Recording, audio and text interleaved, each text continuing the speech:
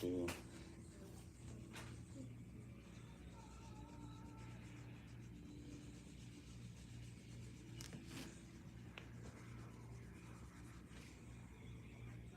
I'm joining the end. Shh. This is the time you gotta be quiet, baby. Okay, I'll have to talk. Okay. Tell you when I'm gonna go live. All right.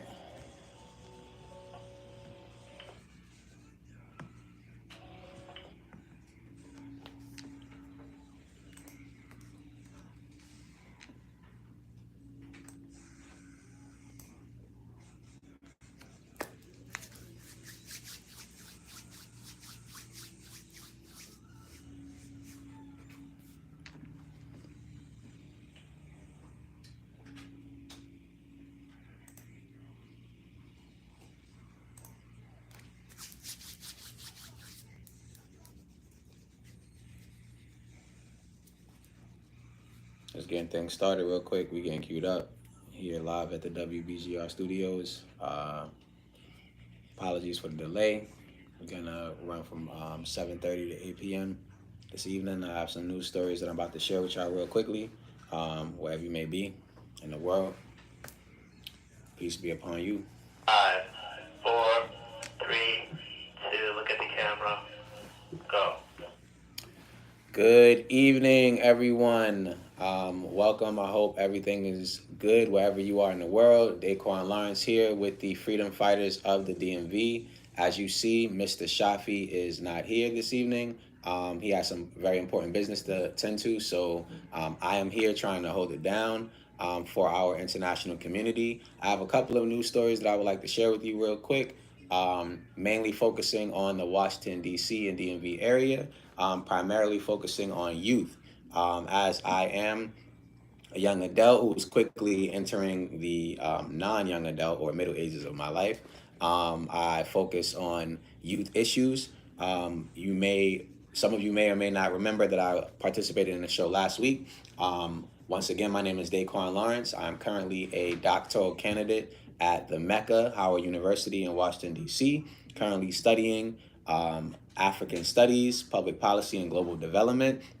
But what I do in my spare time, when I'm not researching, when I'm not trying to learn how to solve social issues and become a social scientist that I believe that I am, like those before me, I work 9 to 5 as a public school teacher, and I also work as a part-time freelance journalist. So working in that journalist capacity, that gives me a lot of time to work and view things that are going on in our international society from a holistic standpoint. And that's what brings me to you today. So before we share, I share some of those stories really quickly. I believe, if possible, I would like to share one of my interventions of the many hats that I wear. I also participate in what is known as the United Nations Permanent Forum for People of African Descent. That is the UNPFPAD. That's the acronym. The Permanent Forum for People of African Descent is the largest platform in the world for brown people that look like me, people who may identify as African American, African descendants, brown people from all over the world, for us to advocate for human rights at the United Nations, for us to advocate for justice for injustices such as the transatlantic slave trade, colonialism, racism in its modern form, racialism historically, as people who may or may not know that race is a social construct. I mean, it's not real. So yeah, race being a social construct, we now deal with modern derivations of race, which lead to many problems. So that being said, one of the things that I like to do is go to the United Nations and again advocate for people all over the world. I think we have one of my speeches that we're gonna air really quickly. And after that, I will share the news, which will hopefully be uplifting, insightful, and empowering. And then I will bid you adieu, wherever you may be. So 1 second really quickly, as we get that lined up. Making sure. All right, let me share this. And my audio is ready? Can I just let me know when I can play it?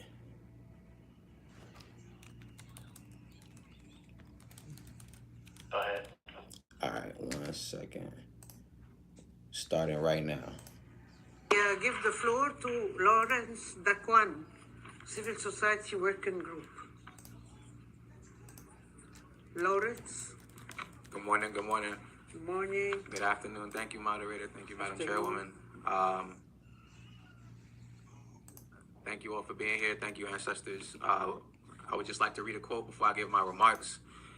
Without justice, there is no dignity, and without independence, there are no free men or women. Neither brutal assaults, nor cruel mistreatment, nor torture have ever led me to beg for mercy, for I prefer to die with my head held high, unshakable faith, and the greatest confidence in the destiny of my country rather than live in slavery and contempt for sacred principles. History will one day have its say. It will not be the history taught at the United Nations. It will not be the history taught in Washington, Paris, Brussels, however, but the history taught in the countries that have rid themselves of colonialism and its puppets. Africa will write its own history, and both the north and south of the Sahara, it will be a history full of glory and dignity. Rest in peace, Patrice Lumumba.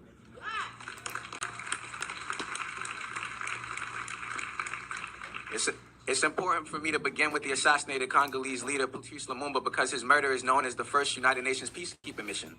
Unfortunately, 62 years later, we are now here asking for United Nations and former colonial governments to finally acknowledge our humanity. It seems that many of our ancestors accomplished more with less, and due to this apparent fact, I'm still trying to figure out what Patrice Lumumba, Thomas Sankara, Winnie Mandela, Ella Jo Baker, Claudia Jones, and others would have did with the internet. Can we finally set the record straight? Whereas Socrates, Plato, and Aristotle learned at the feet of Africans, Westphalian states such as the United States, United Kingdom, France, and others used the tools created by enslaved and colonized individuals, and the world continues to benefit from the effort, spirituality, sexuality, ingenuity, resilience, and labor of African women, children, and men. As Frantz Fanon and many others pointed out, white settler colonialism is not merely about land. It is more about mind control. We need to decolonize every institution as well as ourselves if we truly seek to respect and protect the human rights of people of African descent. Although the continent was nominally decolonized, neoliberalism is rampant around the world, which maintains the racial hierarchical order that is purely based on social constructions. Gender, race, and even the notion of time are all social constructs that have been imposed on Africans over the last several centuries. Sovereignty and economic development go hand in hand. Similar to how U.S. slavery and colonialism in Africa worked in concert to strip us of our spirituality, families, and natural self-determination. Will advocating for the human rights of Africans be sufficient in a world where the World Trade Organization, International Monetary Fund, and other Bretton Woods institutions don't allow African states to set the terms of the sale of their own global products? Importing refined agricultural products while businesses in former colonial states profit and own manufacturing companies are a few examples. It's important that we hold ourselves accountable as institutions so we are not merely engaging in performative stage play and political theater. Rhetoric about Pan-Africanism is baseless if we view ourselves through the colonial paradigm of inferiority. Thank you. As Amilcar Cabral introduced the notion of class suicide, it's more relevant for us to help our brothers, sisters, and everyone today by removing our superiority complex that we subscribe to. I have a lot more to say, but thank you for your time. So thank you all for bearing with us. My apologies that I did not send our producers the visual so you could see the entire video. But I just wanted to start there because, again, there's a lot to be said. But as we know, again, time is of the essence. As a person of African descent, that is also a researcher, that is also interested in social science, that is also interested in human rights. There are many things that we could say that have been said historically and contemporarily or contemporaneously about the status quo. However, instead of using data to make arguments to tear, people down, I believe that we should just look in the mirror. Should we look in the mirror as a community, we'll find that there are plenty of things that we could do ourselves to get our affairs straight. And then once we're all on the same page, it doesn't mean that we will all agree. Okay, it doesn't mean that we will all agree. We have, it's not a monolith within a Black community, right? So we know between generations, different people have mentalities. Between religions, different people have different mentalities. Between geography, different people have different mentalities, and obviously education and occupation, right? So there are many different social, political, and economic variants that separate African people or people of African descent, right? However, we can still be on code. Being on code mean we can all defend each other no matter how much money one makes or one doesn't make. Because if we want to talk about quote unquote other side, or if we want to talk about race, if we want to do racial politics, if we want to do identity politics, I assure you that the richest or the wealthiest person of any group, marginalized or not marginalized, they should agree and be on the same code. Meaning, the richest white person, the most wealthiest white person, and the poorest white person, they are on code. They agree when it comes to racism. They do not believe that anybody is better than them. I believe, again, that brown people should be doing something similar. We should not be ostracizing each other based on based on political, social, or economic status, based on religious differences, based on social differences, based on economic differences, okay? So that being said, if one could fathom that, if we could shift to that paradigm, I think there'll be a lot of things that we could do. So before we go, let's get into the news really quickly, okay? I'm done preaching. I'm done, giving you this spiritual experience where I pacify you about human rights. So the first story that I want to talk about comes from the nation's capital in Washington, D.C. Mayor Bowser has decided to expand the youth curfew with an eye to public safety. Again, this is very important. As for those who live in the DMV, particularly the District of Columbia or in that area, or who may travel in and out of the district, there have been several instances where more recently, within the last, I could say 3 to 5 years, where youth have been either identified, or held accountable for their transgressions, right? Oftentimes, again, youth can be perceived as being throwaways or juveniles or delinquents if they get involved into crime-related activities. However, children are still children and they are not throwaways. That's my perspective. So again, from a journalistic capacity, I covered that in an effort to improve public safety and prevent an increase in youth-involved crimes, the District of Columbia recently announced a short-term expansion of the youth curfew. On July 7th, Mayor Bowser released a public statement via Facebook declaring the intent of the law. Last month, before this law became official, Mayor Bowser actually advocated for the Juvenile Curfew Emergency Amendment Act of 2025. That was then taken to the DC Council's legislative meeting that happened on July 1st, and it was approved. Changes that are brought by this legislation include, but are not limited to, the following: adjusting the juvenile curfew hours to 11 p.m. during the months of July and August. This is particularly important because there seems to be a regionalized approach to this, where certain neighborhoods have flexible curfews that can be enforced arbitrarily or moved up to 8 p.m., while other areas of the Washington, D.C. Metropolitan area that are more commercial, might have more business activities, they will have their curfews. Those will either, again, be pushed earlier or they'll be moved later into the day, depending on, I guess, the whim of the DC officials. Other changes brought by this legislation include extending the applicability of the juvenile curfew to 17-year-olds. I believe 17-year-olds were excluded before. This legislation also authorizes the chief of police to establish a juvenile curfew zone.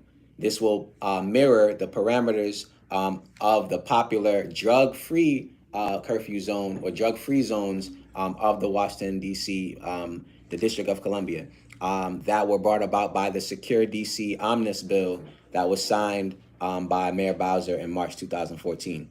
And last but not least, the new curfew, or as it's officially called, the Juvenile Curfew Emergency Amendment Act of 2025, also allows the Advisory Neighborhood Commission, or ANC, and the Business Improvement District, or a Main Street organization, to petition the chief of police to establish an extended juvenile curfew hour zone. So again, this legislation pretty much gives MPD, as well as the city officials and governing stakeholders, I would say, more leeway or flexibility with enforcing curfews in certain segments of the city. Again, depending on who you are, you may think about one way or another about that.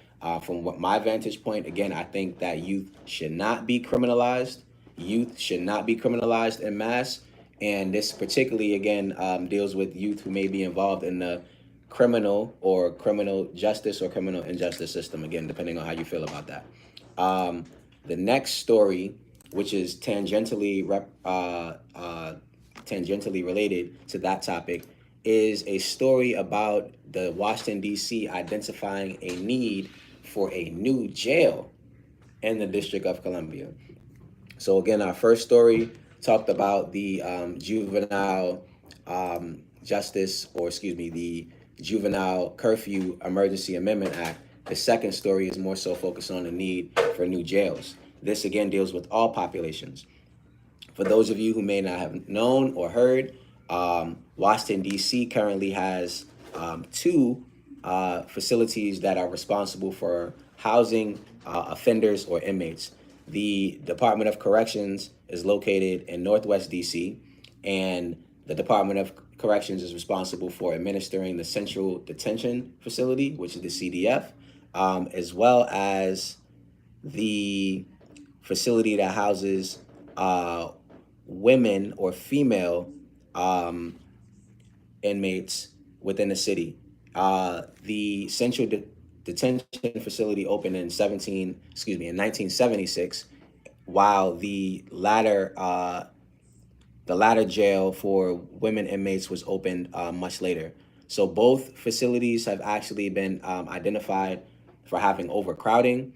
More specifically, the Office of the District of Columbia Auditor completed a report about 5 years or 6 years after the previous report, which was filed in 2019, which identified deteriorating conditions at the current jail, a current report stating that there are in-custody deaths, staffing issues, health and safety concerns, as well as mental health and substance abuse challenges. So these issues, again, have been rampant for at least, I would say, the last 4 decades. These issues are not new. However, they are still plaguing the current jail within the nation's capital. Based on the findings, the current jail is also, again, facing issues of overcrowding. Recent figures from fiscal year 2024 show that of the 7,508 people who were admitted, the median length of stay was 168 days for males, while the median length of stay was 59 days for females. So again, these things are issues that affect everybody within our community, whether we are committing crimes or whether we are not committing crimes. And I think, again, it is very important that we identify them and we try to work together to ameliorate these situations. That being said, the last story that I want to talk about also deals with the same population involved, again, in criminal justice issues, but particularly, again, focusing on the youth. There's a story that was recently published, literally the top of this week, focusing on supporting youth returning from DC correctional facilities. Again, this is the third story that I wrote, which I believe, again, also speaks to these populations. And before I let you all go on this lovely evening, I just want to talk to you about why this is important, and again, things that we can do to change this. Destiny, you need to get off that. You need to stop that. Okay, I'll turn down the volume. The name, you need to get off of it. Supporting youth returning from DC correctional facilities. Although there was a 75% decline in national youth incarceration between 2000 and 2022, you need to get off of it. Turn it off. Although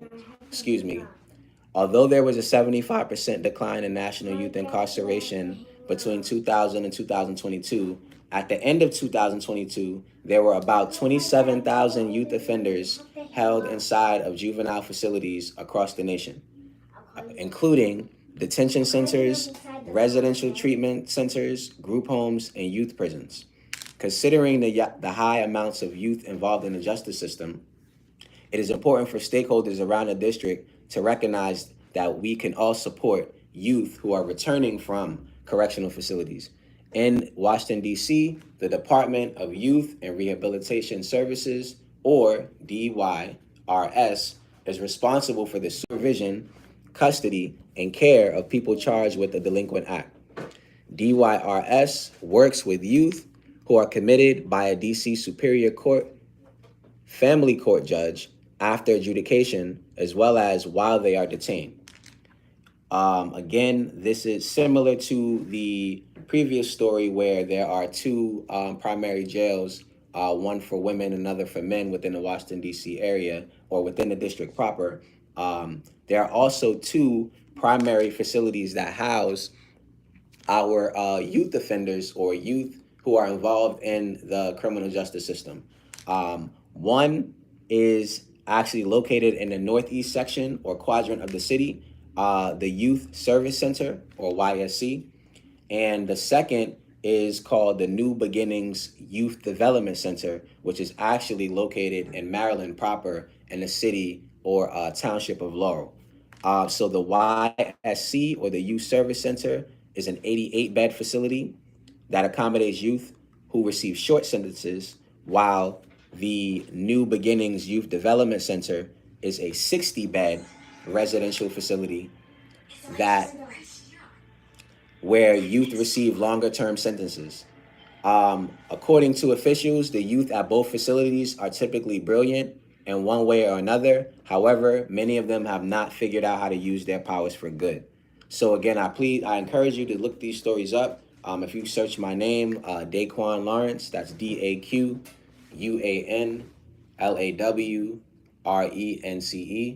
across all platforms, Twitter, Instagram is Dr. DaQuan Lawrence, again, as I am a doctoral candidate. On TikTok is DOC, DaQuan, Doc DaQuan. But yeah, all of these news stories are available, and please, if you're interested again in talking more about this, please email us at the WBGR network or contact Freedom Fighters of the DMV for more information. Again, these are ongoing things. I have this perspective. For those of you who are with us from the beginning of the show, again, you see I do the international advocacy and diplomacy at the United Nations. I am due to receive my doctorate in spring of 2026. So that's about 4 and 5 years, so about 9 months from now, maybe 8 to 9 months from now. But again, I'm interested in all things human rights, social stratification, and empowering Black people, particularly here in the DMV and especially all around the world. And again, here goes the news brought to you and the freedom fighters of the DMV. Once again, thank you for joining us. My name is DaQuan Lawrence. You can find me again on all socials at DaQuan Lawrence. Oh, I forgot to mention YouTube. Very important. YouTube, Dr. DaQuan, DrDaQuan. On YouTube, Dr. DaQuan, you can see some of my research. You can see some of the videos that I've made with the greatest students in the world that I've had the privilege of teaching, some middle schoolers who I love pouring into. So again, with that being said, thank you for your time, and tune in to us next week here on the WBGR TV network, Freedom Fighters of the DMV.